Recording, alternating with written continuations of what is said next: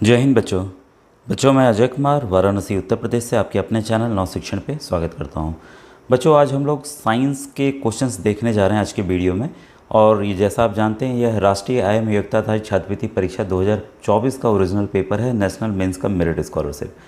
और कई बार मैंने बताया है, चाहे आप जिस भी राज्य के हों बच्चों, आप में सामान्य मानसिक योग्यता के 90 प्रश्न आएंगे और शैक्षिक अभिरुचि परीक्षा के 90 प्रश्न आएंगे।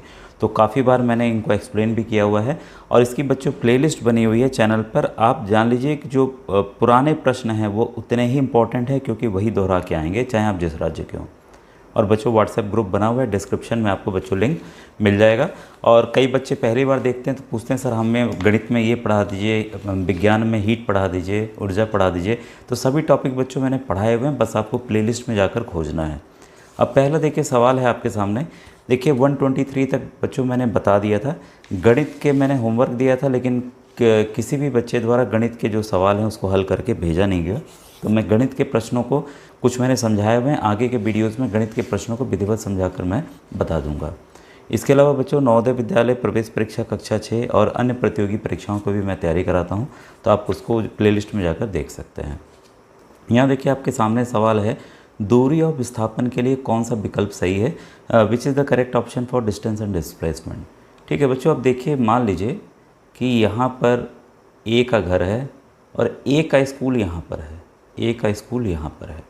ठीक है, मैं आपसे पूछूं कि अगर ये रास्ता मान लीजिए गाँव का रास्ता है, ऐसे गया फिर ऐसे गया, ठीक है, फिर ऐसे गया। ठीक है भाई, ए तो अपने स्कूल पहुंच गया, क्लियर है, पहुंच गया ना। ठीक है, तो ये हो गई बच्चों इसकी दूरी। ये क्या हो गई, ए के घर से स्कूल की दूरी हो गई, क्लियर हुआ। अगर यही रास्ता एकदम सीधा रहता, एकदम सीधा, ठीक है, तो आप ये बताइए कौन सा रास्ता आपको छोटा दिख रहा है। भाई साफ साफ पता चल रहा है ये वाला छोटा दिख रहा है। ठीक है, तो डिस्प्लेसमेंट को यानी कि विस्थापन को वैसे समझिए कि जो सीधी रेखा किसी दूरी को, मतलब जब कनेक्ट हम करते हैं उसको मिलाते हैं, उसी को हम क्या कहेंगे, विस्थापन यानी कि डिस्प्लेसमेंट कहेंगे। यानी कि ए यहाँ से विस्थापित हुआ, स्कूल तक आया, तो कितनी दूरी तय किया, वही डिस्प्लेसमेंट है या विस्थापन है। ठीक है, तो यहाँ पर क्या है कि दूरी जो है, जो दूरी है वह क्या हो गई, वह ज़्यादा हो गई विस्थापन से, क्लियर है। अब आप देख रहे होंगे दूरी ज़्यादा हो गई आपकी विस्थापन से। ठीक है, अब आप देख रहे होंगे साथ में इसका ये भी एक चिन्ह बना हुआ है।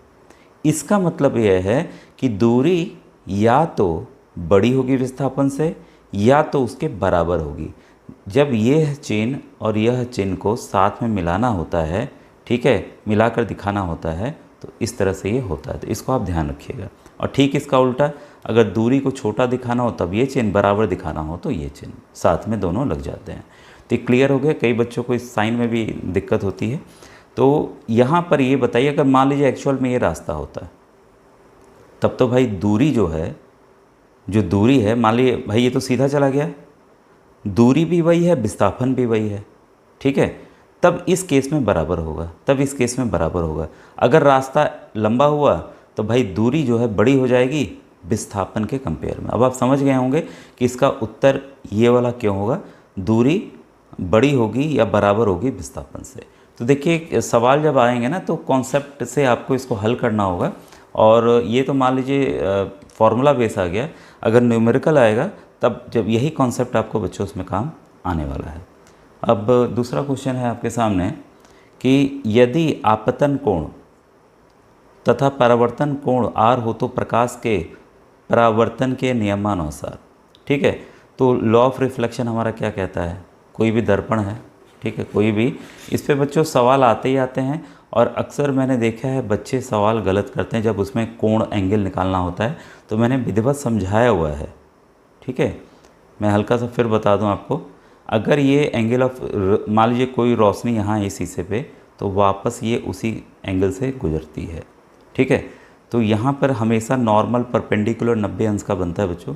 ये एंगल आई इसको कहते हैं, कोण आर, ये एंगल आर होता है। मतलब ये आपका आपतन कोण हो गया, ये परावर्तन कोण हो गया, यानी कि एंगल ऑफ रिफ्लेक्शन हो गया। और हमेशा याद रखिएगा angle of incidence is equal to angle of reflection, यानी आपतन कोण हमेशा आपका जो परावर्तन कोण है उसके बराबर होता है।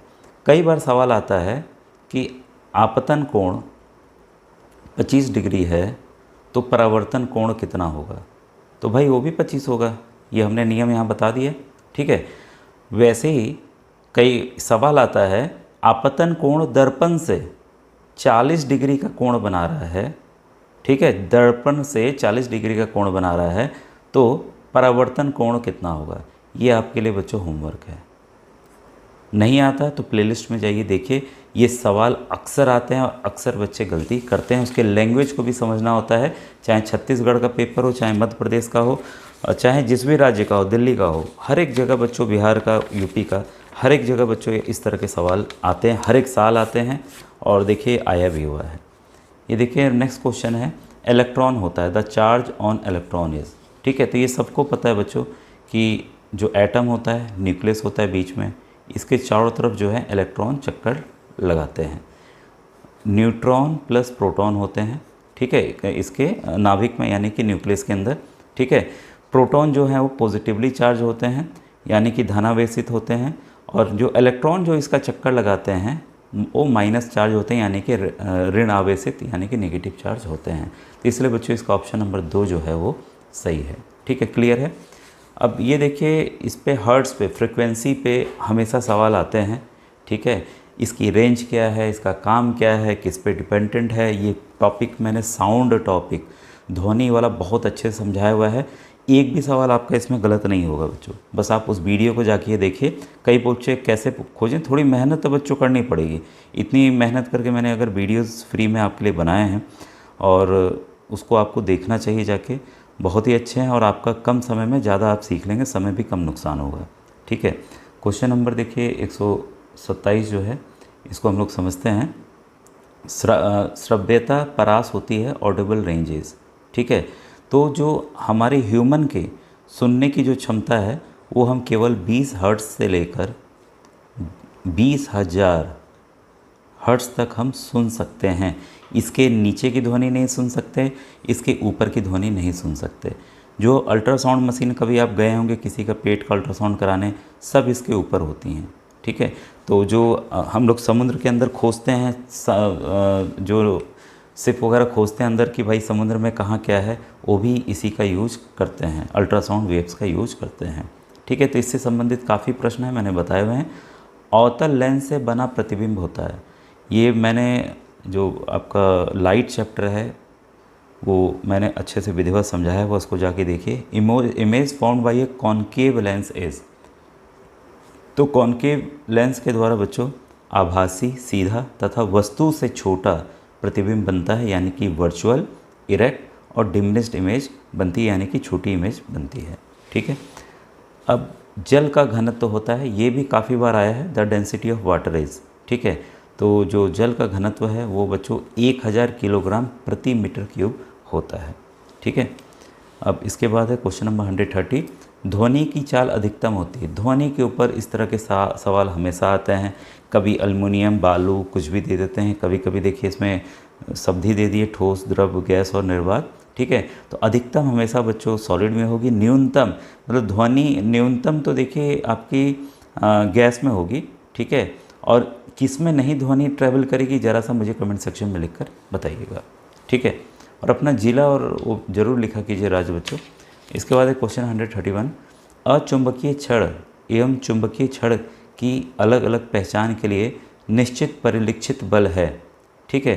तो यह है दोनों छड़ों में कोई क्रिया प्रतिक्रिया नहीं, no interaction between two bars, that is magnetic and non magnetic. तो 131 का आंसर जो है बच्चों यहाँ पर ऑप्शन नंबर 3 आयोग ने माना है। ऐसे अगर आप सर्च करेंगे तो विकर्षण भी आपको उत्तर बच्चों मिलेगा, ठीक है। विकर्षण के नियम से हम लोग जानते हैं। इसके बाद है क्वेश्चन 132, इसमें बच्चों ये काफ़ी अच्छा सवाल है। ये 40 डिग्री तापमान के आधे लीटर जल को 70 डिग्री तापमान वाले 2 लीटर जल में मिला दिया गया, मिश्रण का तापमान होगा।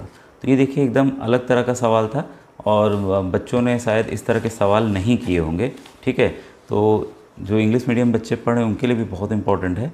ए half litre water at temperature 40 degree is mixed with 2 litre water at temperature 70 degree, the temperature of mixture will be. तो हीट वाले चैप्टर में मैंने इस फॉर्मूला को, जो फॉर्मूला हम लोग यूज करने वाले हैं, मास, स्पेसिफिक हीट और टेम्परेचर का, ताप का डिफरेंस, ठीक है।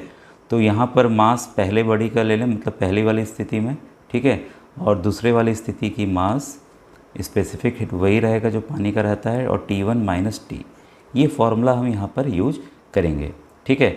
तो पहले वाले में आपका जो T1 है वो 40 डिग्री है, TT जो है वो 70 डिग्री है, और इसमें आपका जो M1 है, मास है जो है आधा लीटर है, और दूसरे में मास जो है वो 2 लीटर है, ठीक है। तो हमें सब कुछ मिल गया है।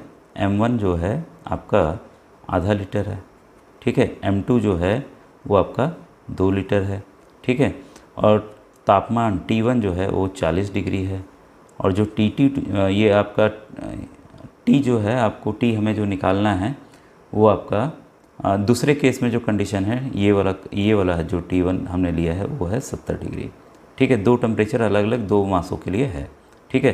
तो यहाँ फॉर्मूला के हिसाब से हम डाल देते हैं इसको, हाफ स्पेसिफिक हीट आपका कैंसिल कर दें, दोनों उड़ गए, दोनों सेम है, या एस से हम भाग दे देंगे। अब हम T minus 40 is equal to M2 आपका 2 है, ये 70 है माइनस T, ठीक है।